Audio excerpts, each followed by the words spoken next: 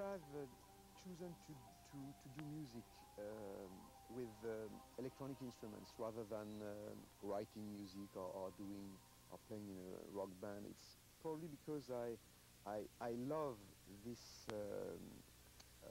and this could seem a paradox for the audience, but this kind of organic attitude, almost sensual attitude you can have with, towards technology.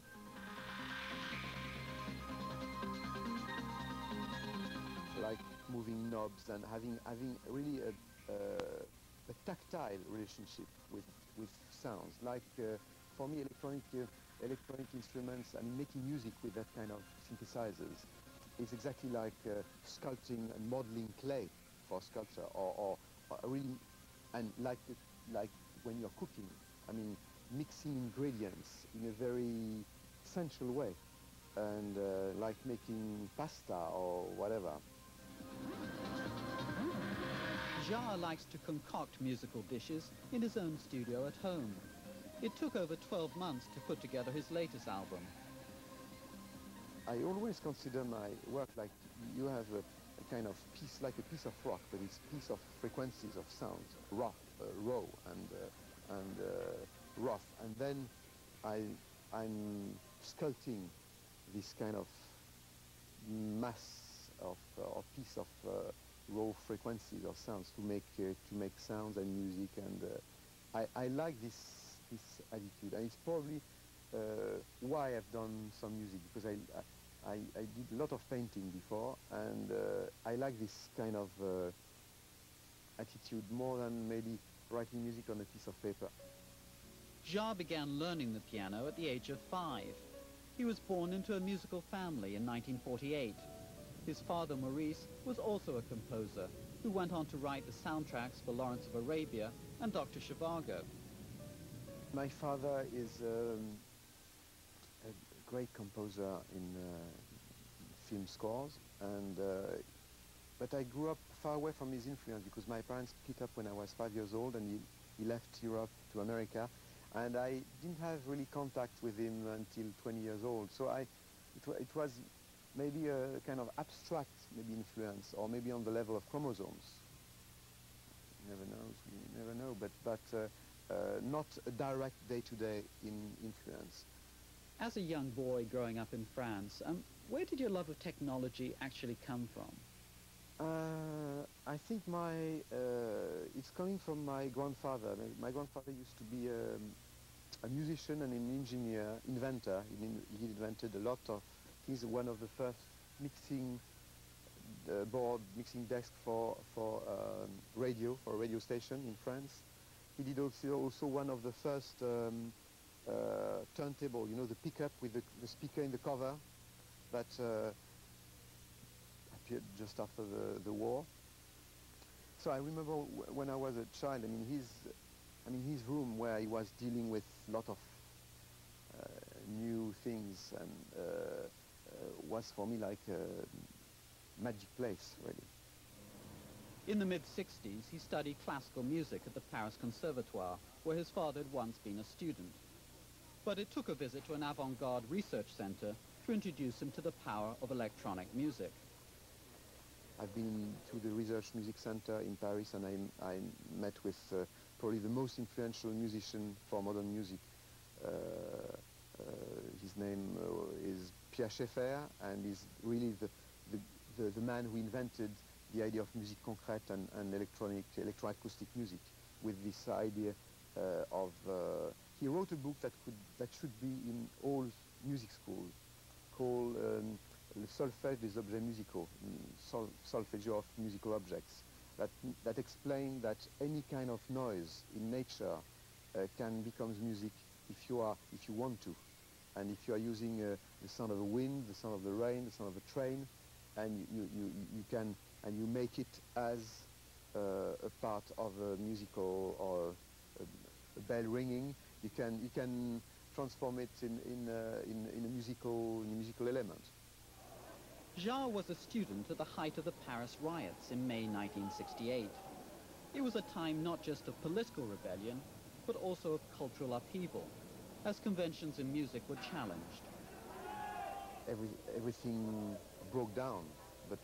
in a very positive way, in a sense, and we blocked a very archaic system with the hope of getting something else. And I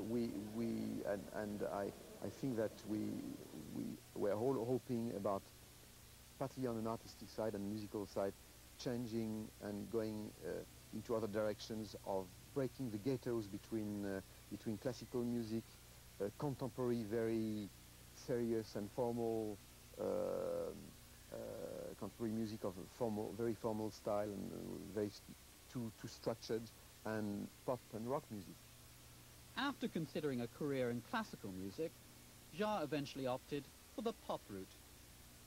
I chose this way, more or less, even if I was not playing in a rock band, because it seemed that, I mean, we need contacts, we need day-to-day contacts with other people, with the audience, rather than making research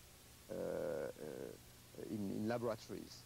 As Picasso was saying, what's important is not to search, is to find.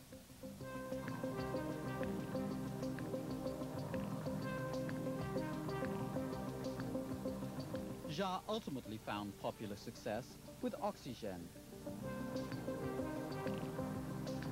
The innovative album won the Grand Prix du Disque in France and sold 12 million copies worldwide. Before Oxygène's release in 1976, Jarre toyed with a variety of musical forms, including writing film soundtracks, pop songs for the singer Françoise Hardy, and even a ballet score. Did its success take you by surprise? Success always takes you by surprise, in my case anyway, but I think it's, in that case, I mean, the previous records probably sold only in my street, so it was a pretty big surprise. I would say that when Oxygène has been released, it has been refused by almost all major companies at that time, saying it's you have no singer, you have no vocals, you can't have a 3-minute piece of music for radio and so on. And then a small independent record company take it in France, and it became the success we know, and very quickly. His celebrity status was enhanced by his marriage in 1978 to the British film star Charlotte Rampling. In the same year, he released his follow-up album to Oxygène, Equinox. It proved a hit with the public, selling 7 million copies, but his critics doubted whether such complicated electronic music could be recreated live on stage. Jarre's retort was to mount a series of spectacular open-air concerts. The first was in 1979, in the heart of Paris, before an audience of 1 million people. You feel very small, first of all. A little bit scared? It's very scary, but I'm so busy that I try to, it's not a big effort, to be very busy until the last minute, so I don't think too much about that. Because in this kind of situation, absolutely anything can happen, in the worst or the best. I mean, whether in terms of weather. When, in 1988, he staged an open-air concert in London's Docklands, it rained on his parade for 2 days. At one time, the whole show was in danger of being called off. How difficult was that experience? I mean, it was like shooting Apocalypse Now in one night at the Docklands, in a sense. When you are, I would say, under the sky, you can't cheat, you have to deliver.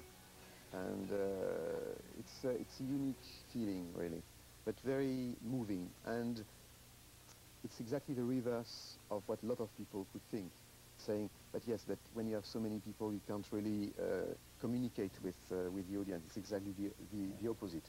I felt sometimes much more, I felt sometimes much more rigid audience, sometimes in a small club where you have VIPs and people are just clapping like this. but in that kind of situation, people are choosing their places. I mean, the shape of the arena, in a sense, or the theater, the virtual theater, is decided and designed by the audience wherever the audience is staying. So it has much that more kind of organic then, really. Yeah, exactly. It's exactly that. Jarre's massive concerts have pulled in the crowds everywhere from Paris to Beijing. Winning over the music critics has been more difficult. Some find his electronic rhythms infuriating. Others are just bewildered. The day I'll have, if it happens, critics saying all the critics saying that's how wonderful I can be. I mean, I think it will be finished. I mean, as long as it's true, as long as you still have an area of misunderstanding in your work, I think it's not only something positive, but I think it's the only way to be. I like this curtain of smoke, if not pyrotechnics, between what I'm doing and who I am and the way I'm perceived.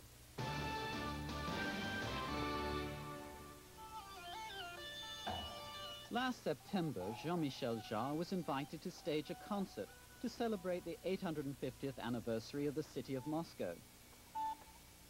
The site he chose for the open-air show was a building first commissioned by Joseph Stalin, Moscow State University. As soon as I saw the university, I said it's the place for a lot of reasons. First of all, because the architecture is one of the most spectacular in the world.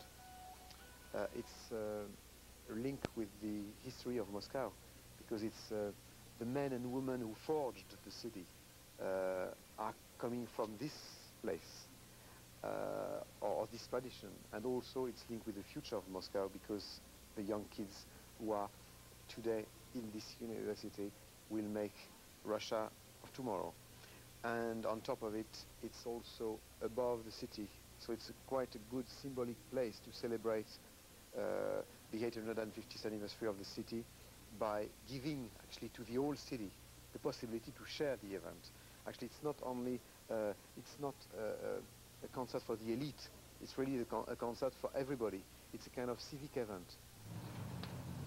Staging the show with its 27 trucks of equipment and 250 staff from all around Europe was like mounting a military operation.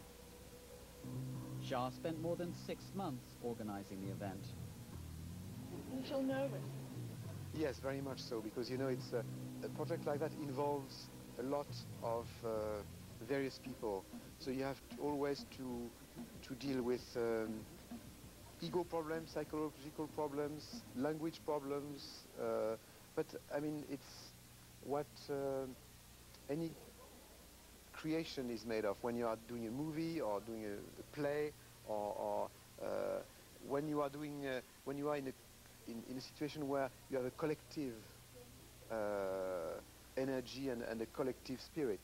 Obviously, it's difficult, particularly when it's at such short notice, because I'm just seated comfortably arriving at the airport today, but the concert is in 6 days, and we have still a lot of things to solve, not only to rehearse, but to solve. One of the most difficult parts of the production was the light show. In order to make up for delays, Jarre found himself working through the night. How's it going? So I'm cold, first of all, and there are very busy moments, a very busy day and very busy night. And actually we are a bit late, because so many things to set up and to decide at the same time. But I actually spent the whole day taking care of the music and the stage, and I'm spending my night to check and to organize the scenography on the building of the university, as you can see behind me.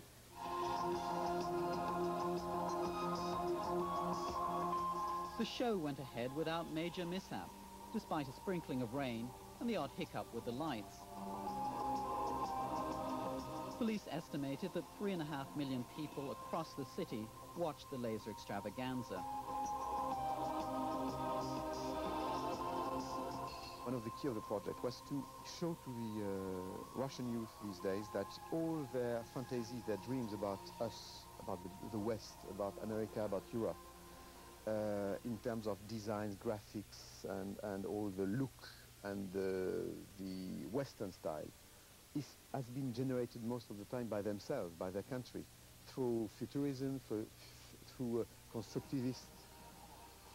And suddenly to project this in the facades, on the facades of the Russian university, was for them a kind of shock, but in a very modern way, with a kind of internet look, in a sense.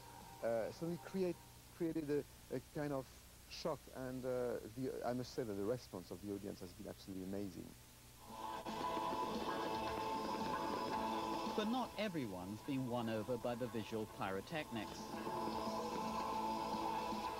Some critics have dismissed your work as being all spectacle and no substance. Does that concern you? I would say at least that these people could share one night, one of these concerts, and they maybe probably change. If they still think this, it's okay. But you know, most of the time these critics are funded or on something people don't know. I mean, first of all, it's like people who don't like certain movie makers, or I mean, preconceived ideas are the worst, the worst attitude. At the Moscow concert, he performed tracks from his latest album, entitled Oxygen 7 to 13. Parts 1 to 6 were recorded 20 years earlier on the original Oxygen album. For me, this continuation of Oxygen 7 to 13 is a true. It's not like Rocky 2. It's not just a sequel. It's a real continuation of an old process of composition. And I decided to do also this piece of music to put together these two records in perspective, and it's what's really seeing at the moment. I mean, the two records in a box set. In creating the new album, he ignored all the latest digital technology and returned to the old analog synthesizers of the late 60s. I feel that there is no sense of necessarily of progress in terms of musical instruments. For instance, if you take the Stradivarius, everybody, even now, are still dreaming when you are playing violin to play on a Stradivarius. And it's an instrument that has been done a few centuries ago with know-how that we have lost. And it's the same thing that's going to happen with these first electronic instruments. And it's always interesting to use old technology with internet or with the technology of tomorrow morning. Je vous nomme ambassadeur de bonne volonté de l'UNESCO, Jean-Michel Jarre. Merci beaucoup. Since 1993, Jarre has worked as a goodwill ambassador for UNESCO, the UN's cultural and educational body. Part of his duties is to stage concerts promoting tolerance around the world. When I've been asked by UNESCO to work as goodwill ambassador for tolerance, it seemed to me quite appropriate to the kind of work I'm doing also. The fact that I'm doing free concerts outdoor, anywhere in the audience and anywhere in the world. I mean, trying to also, in days where war, crime, violence are the concepts who are making money on cinema, on television, because it's much more dynamic, it's more commercial. I mean, ideas like peace and tolerance are, if not even boring for some people, at least neutral. And it's very difficult to make it, to make these ideals dynamic and exciting and groovy and in a sense. For more than 20 years, Jarre has kept a family home at Poissy, just north of Paris on the banks of the Seine. But he no longer lives here with his wife Charlotte Rampling. They separated after his name was romantically linked to that of another woman in the popular press. Is divorce on the cards, or No, separated? there is no plan of divorce. I mean, it's only the fact that I mean, life is long, and sometimes, partly for people like Charlotte and myself, we are very close. We will be always very close. We are very close, and at the moment our lives are a bit separated, but we still have the feeling of the complicity and the close feeling of the family spirit. What counts? I mean, the rest is our own business. They have a teenage son, David, who's now at university. He's doing music, but also he's doing magic, and today he got a kind of proposal for French television to do some magic, and it's nothing to do with us. He did that entirely on his own. He's a very good magician, and it's also we're talking about chromosomes, maybe another way of expressing magic, in a sense. Jean-Michel Jarre will be 50 this year. He's currently taking a breather in the middle of an ambitious world tour. He plans to play the United States, and he's also hoping to set up a concert in Cuba. I've always been fascinated by Cuba, by Che Guevara, and by and also Cuban music and Cuban arts. And Cuban artists, and I would be very interested by doing something in Cuba. But after having done China and Russia, I think Cuba is a kind of logical way to America, maybe.